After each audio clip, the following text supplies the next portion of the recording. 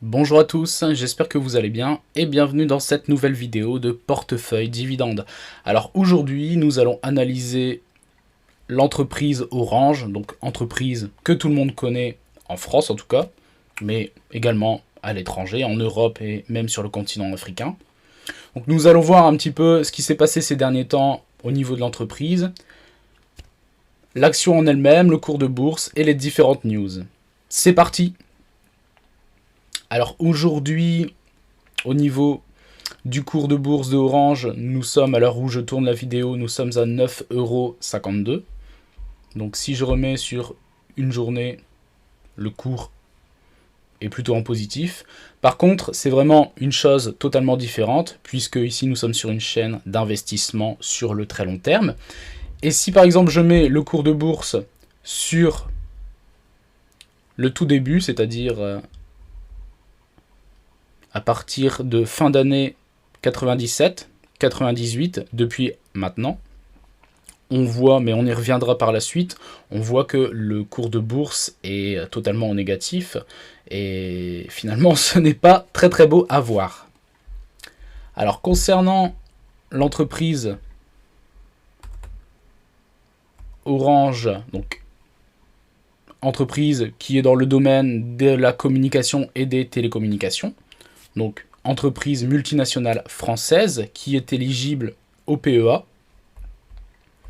Concernant le montant annualisé du dividende, à l'heure actuelle, nous sommes à 50 centimes. Le versement du dividende est versé 2 fois. Souvent, pour les actions françaises, c'est à part Total où le dividende est versé trimestriellement, un peu à l'américaine, basé sur le système à l'américaine. Mais sinon, la majorité des entreprises, c'est 2 fois ou voire une fois, même beaucoup plus régulièrement, une fois dans l'année. Bon, ici, en l'occurrence, Orange verse donc 2 fois, au mois de juin et au mois de décembre. Le prochain dividende n'a toujours pas été annoncé. Et, donc, chose qui a quand même toute son importance, le dividende est versé sans interruption depuis 17 ans. Donc on va dire qu'au sein de l'entreprise, il y a quand même une certaine culture du dividende depuis 17 ans. La croissance annualisée, donc sur un an, est d'environ 16,67%, donc moins 16,67%. Sur 5 ans, nous sommes à moins 3,58%. Et sur 10 ans, nous sommes à moins 9,78%, donc moins 10%. Donc finalement, depuis 10 ans, c'est négatif. Et le rendement annualisé est de 5,25%. Donc ici, vous pouvez voir les derniers détachements par année et l'historique du dividende. Donc 2021, comme dit précédemment, 50 centimes. 2020, 60 centimes. Donc déjà, 2021 et 2020, en négatif. 2019, 70 centimes. Pareil pour 2018. Les plus hauts étaient en 2008 avec 2,5 €. Et vous voyez finalement que depuis 2004, donc on va dire sur 15, une bonne quinzaine d'années, c'est très très irrégulier. Donc ça c'est pour nous finalement investisseurs sur la chaîne. Pour nous les investisseurs, c'est quelque chose qui est quand même très négatif. C'est-à-dire qu'il n'y a pas vraiment de stabilité dans la culture du dividende, comme on peut par exemple le retrouver aux États-Unis.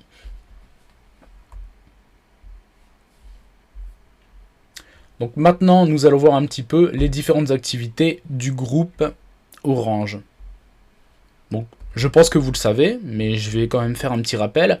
Donc les différentes activités d'Orange dans le monde. Donc, ce qui est important aussi de comprendre, c'est qu'Orange est établi donc dans un premier temps en France et en Espagne. C'est d'ailleurs le deuxième plus gros pays, mais en Europe en général. Et depuis une vingtaine d'années, et nous allons le voir après, Orange est établi et met l'accent sur le développement du continent africain. Donc, il y a quand même une petite vingtaine de pays en Afrique.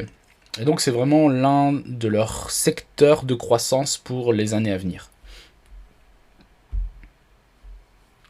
Alors Orange a détaillé récemment ses différentes ambitions pour 2023. sur 3 axes sur 3 axes stratégiques à forte croissance.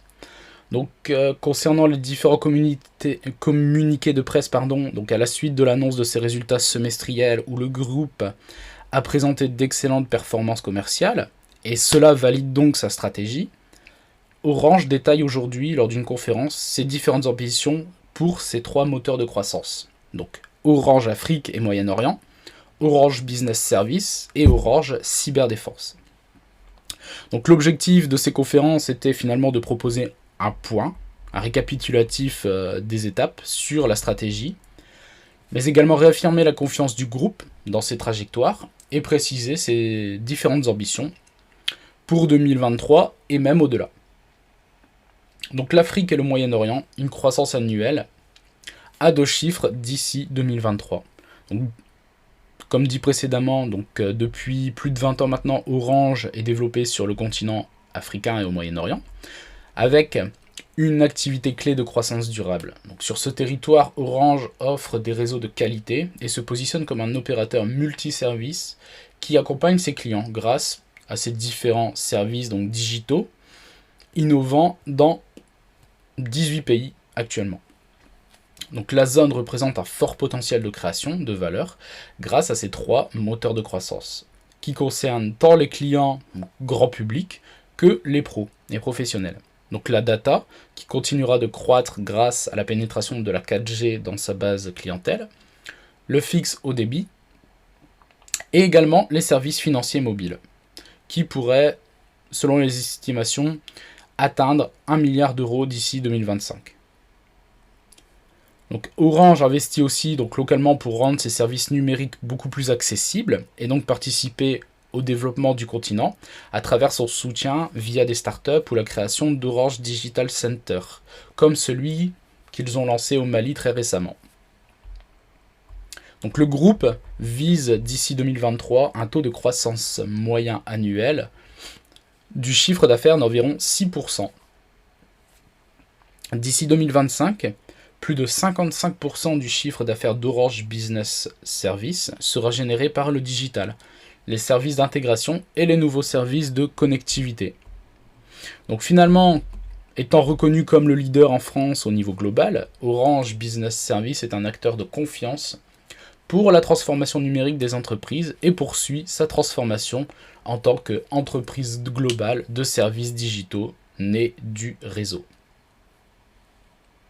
La stratégie du groupe sur le marché du B2B reste axée sur les 3 grands domaines de croissance, le digital, donc ce qui englobe le cloud, le digital, la data, le lot et le cyber. Ces services d'intégration et des nouveaux services de connectivité. Donc finalement, d'ici 2025, Orange Business Service générera plus de 55% de son chiffre d'affaires grâce à ces 3 segments. Orange Business Service a donc démontré une remarquable résilience comparée à ses pairs face à la pandémie. Donc ça, pour les investisseurs, pour ceux qui souhaiteraient, admettons, investir dans Orange, c'est une chose qui est quand même positive. Ça veut dire que même en période de crise, Orange était quand même solide. Et donc a renoué avec une croissance durable de son chiffre d'affaires. Le groupe anticipe un taux de croissance annuel autour de 2% en 2022-2023. Pour Orange Cyberdéfense, le groupe vise une croissance du chiffre d'affaires à 2 chiffres et une marge opérationnelle environ 2 fois supérieure à celle d'aujourd'hui. Aujourd'hui, la cybersécurité est devenue un facteur critique et un besoin fondamental pour chaque entreprise, afin de garantir une société numérique beaucoup plus sûre. Donc, Orange Cyberdéfense, qui est en œuvre finalement depuis 2014, donc c'est quelque chose quand même d'assez récent, a la sécurisation des infrastructures et des actifs numériques des clients B2B. Comptant parmi les principaux leaders européens dans le domaine de la cybersécurité, Orange Cyberdéfense se donnera les moyens de saisir de nouvelles opportunités de croissance externe dans le cadre d'une possibilité de création d'une filiale qui y sera dédiée. Donc continuons maintenant avec les différentes news, les différentes actualités ces dernières semaines. Ici, Orange a essuyé une perte au premier semestre en Espagne. Donc Orange a accusé une perte d'exploitation de 1,7 milliard au premier semestre et une dépréciation de 3,7 milliards qui a été liée à l'écart d'acquisition en Espagne, où l'opérateur télécom a revu à la baisse ses perspectives à court terme face à la concurrence accrue. Donc le résultat net tombe donc dans le rouge également, avec une perte semestrielle de 2,6 milliards d'euros. Depuis plusieurs trimestres, Orange est en difficulté en Espagne. Donc c'est le pays numéro 2 après la France, donc son deuxième plus gros marché. Et donc l'a poussé à changer la gouvernance locale et à supprimer 485 emplois dans le pays. Donc son concurrent Telefónica, qui publiait également ses résultats jeudi, a revu à la hausse ses prévisions annuelles, mais a fait également état d'une baisse de 4,4% de son résultat opérationnel, avant la dépréciation et l'amortissement en Espagne. La situation finalement reste difficile, a commenté le directeur financier d'Orange, Ramon Fernandez, à des journalistes à propos de l'Espagne. À la Bourse de Paris, l'action Orange a reculé de 3% pour descendre à 9,33 € à la demi-journée. Les objectifs confirmés. En Espagne, où les perspectives globales se sont dégradées, l'entreprise est contrainte à enregistrer une importante dépréciation d'actifs.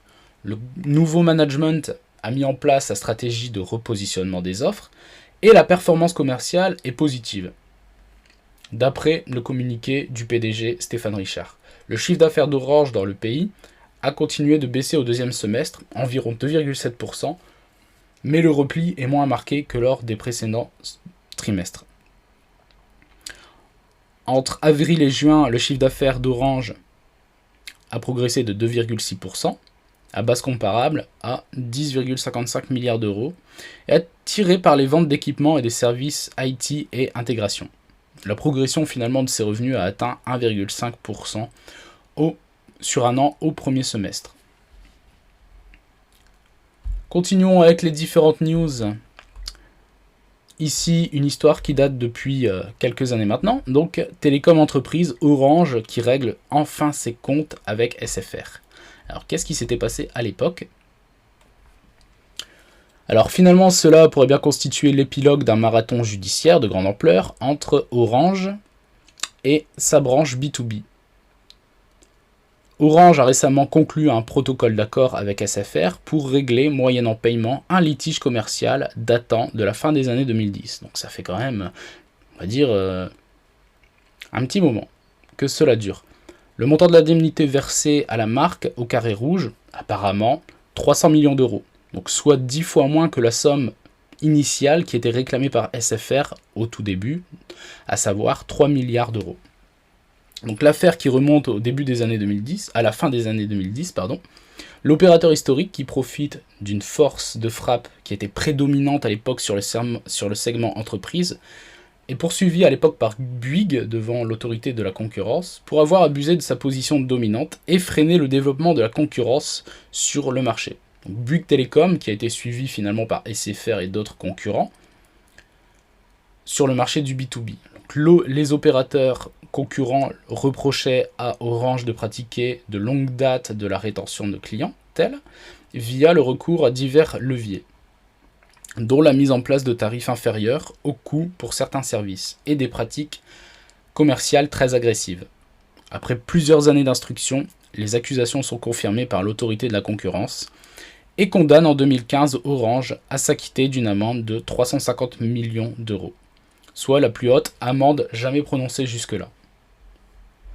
Continuons ensuite maintenant avec la 4G et la 5G, donc l'association Consommation Logement Cadre de Vie, donc la CLCV, vient de gagner sa bataille judiciaire qui a été engagée il n'y a pas très longtemps, en décembre 2020, contre Orange. Alors, les faits. Alors que le réseau 5G continue de se déployer et de se développer en France, Orange a été condamné pour pratiques commerciales trompeuses concernant la commercialisation de ses forfaits 4G et 5G. Donc là, la CLCV avait assigné en justice Orange.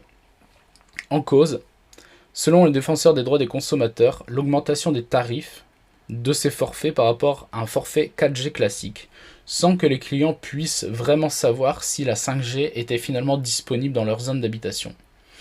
Donc le jugement a été rendu il n'y a pas très longtemps, le 27 juillet dernier, par le tribunal judiciaire de Paris, et consulté par Capital et mentionné en l'absence, en décembre 2020, d'une carte de couverture géographique du réseau 5G sur le site d'Orange lui-même.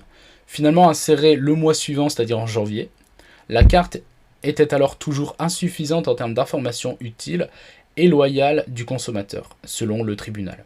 Donc ainsi, les autorités ont condamné l'opérateur à verser 15 000 € de dommages et intérêts à la CLCV en réparation du préjudice occasionné à l'intérêt collectif des consommateurs. Et donc pour finir, donc voici, je vous ai mis donc le cours de bourse de Orange, donc ici en mensuel, démarrant fin d'année 97. Et donc finalement, quand on regarde le graphique, je ne sais pas vous, mais c'est très très moche. C'est-à-dire que du début du lancement d'Orange jusque, on va dire, le plus bas, en gros, les gens, pour ma part, je pense que les investisseurs ou même les spéculateurs sont en perte sur l'action Orange. Et quand vous regardez même concernant les investisseurs, puisque ici, finalement, nous sommes sur une chaîne d'investissement, même si on prend le plus bas, c'est-à-dire en août-septembre 2002 jusqu'à maintenant, en fait, vous voyez que le cours n'a pas évolué du tout. Donc, quelque chose, finalement, qui est quand même très négatif.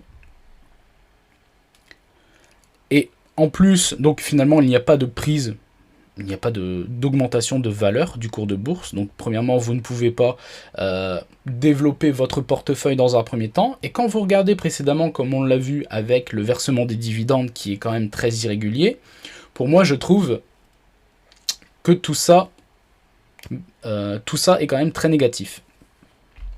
Donc voilà, j'espère que cette vidéo vous aura plu. N'hésitez pas à liker, à partager, à mettre des commentaires. Et je vous dis à très bientôt. Ciao!